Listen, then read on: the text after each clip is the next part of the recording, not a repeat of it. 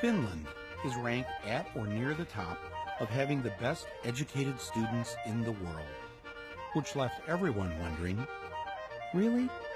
Finland? These are the people who gave us the air guitar championship and the sports of cell phone throwing and wife carrying. These are the geniuses that cracked the code to good education. I mean, how is it that the kids in Finland are ahead of the rest of the world? So here's what happened. Back in the day, Finland's schools sucked on the level that ours suck on. When they tested the world's kids, both Finland and us were usually about the same, somewhere down the list of nations. But Finland didn't like that. So they tried some new ideas, and in no time, Finland shot to the top of the world. Their students were #1. How did they do that? That was the one question I wanted an answer to, and I went straight to see the enemy's Minister of Education. Before I could say anything, she blurted out their top secret. They do not have homework. Wait, so you reduce the homework you give them at school? Yes. They should have more time to be kids, to be youngsters, to enjoy the life. How many hours of homework did you get last night? About 10 minutes or something. 10 minutes of homework? Yeah. Maybe 15 minutes or 20 minutes. 20 minutes, but not so 20 much. minutes? Yeah. Well, if I would have done the homework, I think it would be like 10 minutes tops. Usually I don't really do homework that much. The whole term homework is kind of obsolete, I think. In that way that... Your homework is obsolete. Yeah. In that way that these kids, they have a lot other things to do after school. Like what? Like being together, like being with a family, like doing sports, like playing music, like reading. So they have no homework. What if all they want to do is climb a tree? They could climb a tree, yeah. They can climb a tree, then they learn how to climb a tree. But they'll end up, while climbing the tree, probably finding out about different insects, and they can come to school next day, tell me about what they found. Compared to the older kids, how many hours a day do the younger ones go to school? Mondays, 3 hours. Tuesdays, 4 hours. It varies. It's 20 hours a week. So they're, oh man. Now, does this 3 or 4 hours at school include the lunch hour? Yes. How are they learning anything? How are you getting anything done? Your brain has to relax every now and then. If you just constantly work, then you stop learning. And there's no use of doing that for a longer period of time. Finland students have the shortest school days and the shortest school years in the entire Western world. They do better by going to school less. How many languages do you speak? English, yeah. Swedish, Spanish. Finnish and Swedish. Finnish, English and German. French, German. Finnish and English. English, Swedish, and French and Spanish. So you were an exchange student in the U.S.? Yeah. When you got back here in school, what did you notice that you felt relieved about? No more multiple choice exams. No multiple choice exams here? Or very few of them, if any. Really? All of my exams in the U.S. How do you answer the question right if it isn't listed as one of the 4 choices? You write your answer. You have to know it, actually. Yeah. You actually have to know it. Yeah.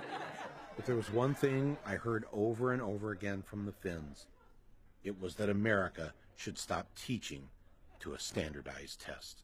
Get rid of those standardized tests. National testing. The standardized tests. Standardized testings. What you are teaching your students is to do well on those tests, and you're not really teaching them anything. No, we are teaching them. We're teaching them how to flunk a test, and then a bunch of schools fail the test, and those schools are turned into charter schools, and then somebody makes a lot of money. But school is about finding your happiness, finding finding a way to learn what makes you happy. They figure now about 1/3 of the school time the students are in school is spent preparing for the standardized test. And so they've eliminated a lot of things that aren't on the test. So music is gone, art is gone, poetry is gone. Yeah, in many schools. Civics isn't even on the test. So now schools are dropping Really? civics. Yes. Civics, American civics. Okay. Unbelievable. We got rid of poetry. Really? Yeah. Yeah. Why? It's a waste of time. When are they ever going to learn? When are they ever going to speak as poets when they're adults? How does that help them get a job?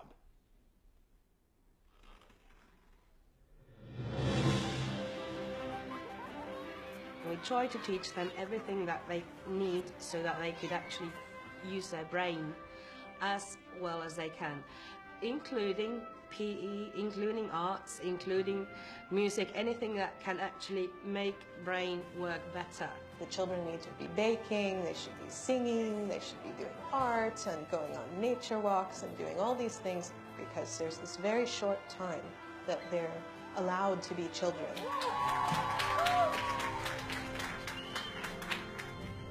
If you don't have standardized tests here in Finland, how do you know which schools are the best? And, you know, people need a list. The neighborhood school is the best school. It is not different than the school which can be, for example, situated in the town center, because all the schools in Finland, they are all equal. When we move to a new city, we never ask where the best school is. It's never a question. So nobody has to shop for schools. There's nothing different in any of our schools. They are the same. It is illegal in Finland to set up a school and charge tuition. That's why, for the most part, private schools don't exist. And what that means is that the rich parents have to make sure that the public schools are great.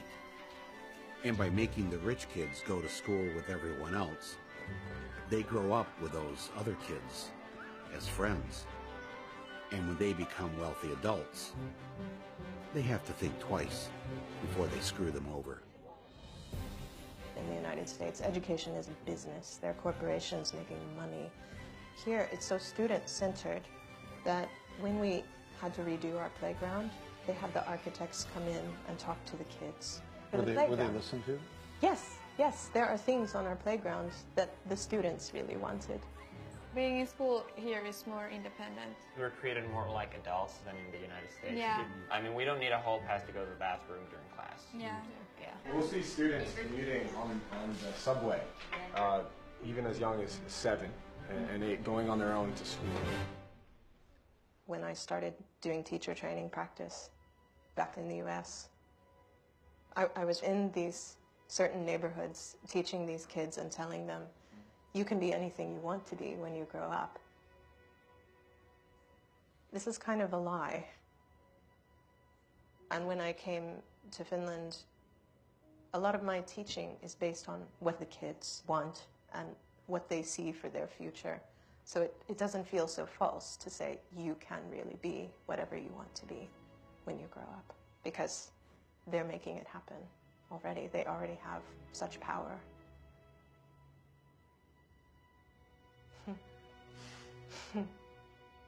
That's upsetting to think about that, that our kids don't have that. That's really beautiful. It's not that we have figured out something that nobody else has done in education. That's wrong.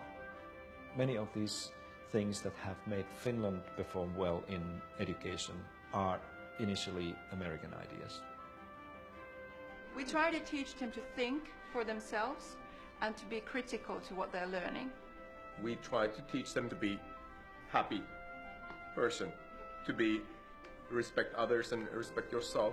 You're concerned with their happiness. Oh yeah. What the hell do you teach? I teach math.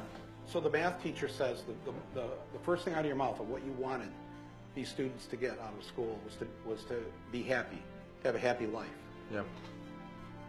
And you're the math teacher. Yeah. When do they have their time to play and socialize with their friends and grow as human beings? Because there's so much more life around than just school. You want them to play? I want children to play. And that was the principle. I'm planting the American flag right here in the middle of your school and claiming this great idea for us. Thanks for stealing it. Yeah, that's how we roll.